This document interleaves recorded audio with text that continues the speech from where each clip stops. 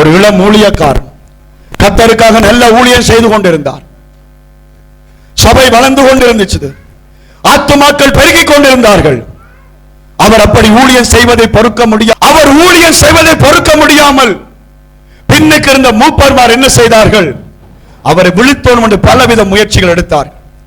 என்ன செய்தார்கள்? தங்களுடைய ஊரில் இருக்கிற ஒரு விபச்சார பெண்ணை காசு கொடுத்து, உண்மை நடந்ததா சொல்றேன், செட் பண்ணி என்ன செய்யறாங்க?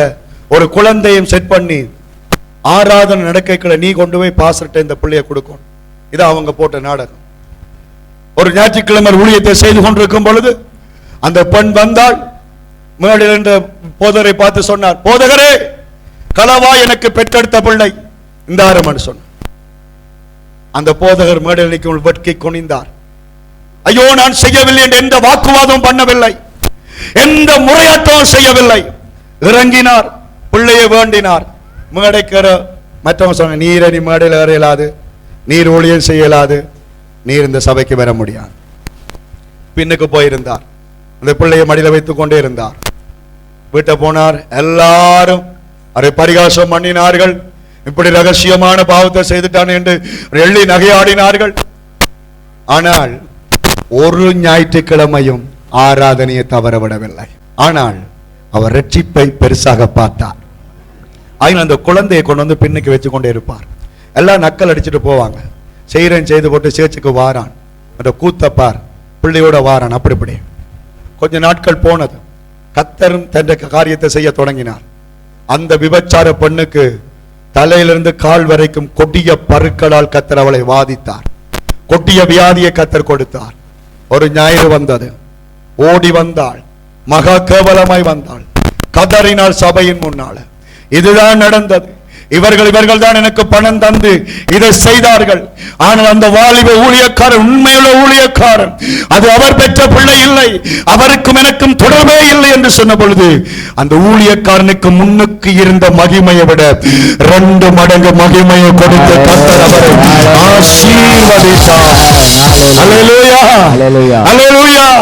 ஐயோ, இந்த இடத்துல என்ன தூக்கி எறிந்துட்டாங்களே, இந்த இடத்துல என்ன புறந்தள்ளிட்டாங்களே என்று அவர் சபையை விட்டு ஒதுங்கவில்லை. ஏனென்றால் எல்லா அவமானங்களையும் விட ரட்சிப்பு பெரியது. ஆமென். சொல்ல மாட்டீங்களா? ஆமென் சொல்ல மாட்டீங்களா? ஆமென் சொல்ல மாட்டீங்களா? ஆமென் சொல்லுங்க. எல்லா அவமானங்களை விட, எல்லா நிந்தனைகளை விட ரட்சிப்பு பெரியது. அந்த ரட்சிப்பை நான் விளக்க மாட்டேன் என்று நல்ல கையை தட்டி, ஓ பரிசுத்தாவியே, உம்மை நன்றியோடு ஸ்தோத்திரிக்கிறேன். அல்லேலூயா, அல்லேலூயா, அல்லேலூயா. ரட்சிப்பு பெரியது, ரட்சிப்பு பெரியது, ரட்சிப்பு பெரியது. அந்த ரட்சிப்பை இழக்காத, அந்த ரட்சிப்பை விட்டு கொடுக்காத, அந்த ரட்சிப்புக்கு ஈக்குவலா எதையும் கொண்டு வரக்கூடாது கர்த்தர் விரும்புகிறார். அல்லேலூயா. யார் என்ன சொல்லட்டும், யார் என்ன கதைக்கட்டும், என்னை ரட்சித்த தேவன் என்னோடு கூட இருக்கிறார். இந்த சபைதான் எனக்குரிய வீடு, இந்த தேவன் தான் என்னுடைய தேவன். ஊழியக்காரனே என்னை குற்றப்படுத்தினாலும் ஊழியக்காரன் உண்மையை உணரும் வரைக்கும் நான் ஊழியக்காரனை குற்றப்படுத்த மாட்டேன். ஆமென் சொல்லுங்க. ஊழியக்காரனாக நான் உங்களை குற்றப்படுத்தினாலும் நீங்க என்ன நினைக்க வேணும்? பாஸ்டருக்கு ஆண்டவர் உண்மையை தெரிவிக்கும் வரைக்கும் நான் ரட்சிப்பை இழக்க மாட்டேன், ரட்சிப்பை விட்டு கொடுக்க மாட்டேன், ரட்சிப்பை பறிகொடுக்க மாட்டேன்.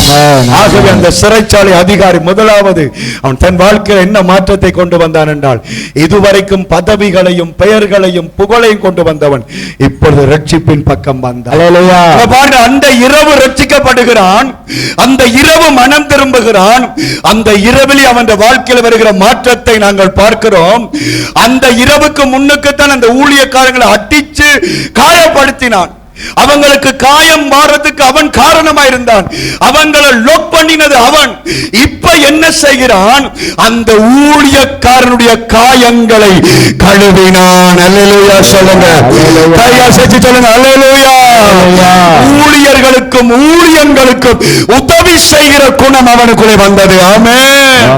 அல்லேலூயா.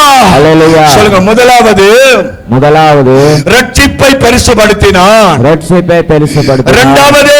இரண்டாவது வசனத்துக்கு முக்கியத்துவம் கொடுத்தான். மூன்றாவது ஞானஸ்நானம் திருப்பந்திய கனப்படுத்தினான். நாலாவது ஊழியக்காரனுக்கு நல்ல ஆசீர்வாதமாயிருந்தான். அல்லேலூயா சொல்லுங்க. அல்லேலூயா. பவுலையும் சீலாவையும் கூட்டிக் கொண்டு போறான். ஆமென். என்ன செய்ய? முதலாவது காயங்களை கழுவுகிறான். அல்லேலூயா. கையை வைத்து சொல்லுங்க. அல்லேலூயா. முதுகுல காயம் இருந்திருக்கு, நெஞ்சில காயம் இருந்திருக்கு, காலில காயம் இருந்திருக்கு. அதுக்கெல்லாம் ஓடிக்குளோன் போட்டு எல்லா ஊழியக்காரனுடைய அந்த 2 ஊழியக்கார காயங்களையும் அவன் ஒத்தனம் போட்டுக் கொண்டிருந்தான். கையை தட்டி அப்பா ஸ்தோத்திரம் ஸ்தோத்திரம். அல்லேலூயா.